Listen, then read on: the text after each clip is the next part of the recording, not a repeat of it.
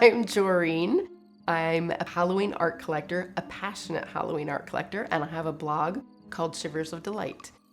For me, Halloween is a day and it's a season, but all year long, I'm just really interested in anything that's unusual, spooky.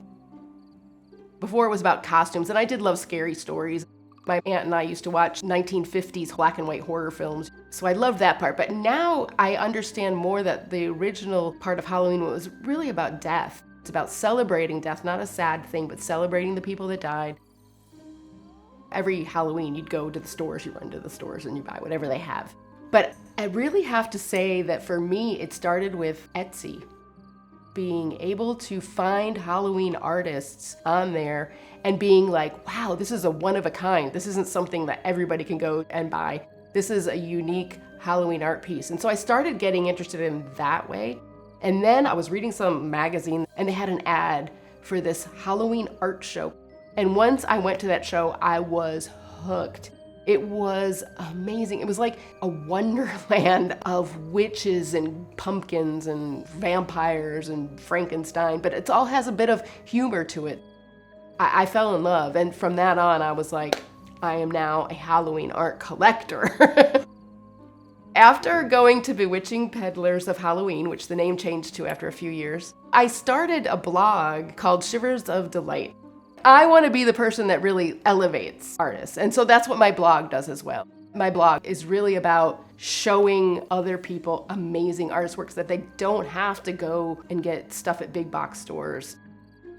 I think my art is displaying the art. I like stuff that has a sense of humor to it. I like stuff that's kind of primitive. And I also have a lot of stuff that has to do with death because I find that so fascinating too.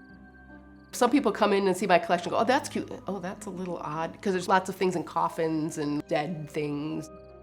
I find it as just fascinating to me. It's not scary. I call it a whimspookal because it's spooky stuff that's whimsical. I have had many people ask me, what is my favorite artist? My favorite artist is the one I bought last. And the same with my favorite piece. It's the one I bought last because obviously I just like fell in love with it and I'm like, oh my gosh, this really speaks to me. So that's my favorite. I really like artists who have stories about their pieces. Some of my favorite artists will create collections that are around a whole story.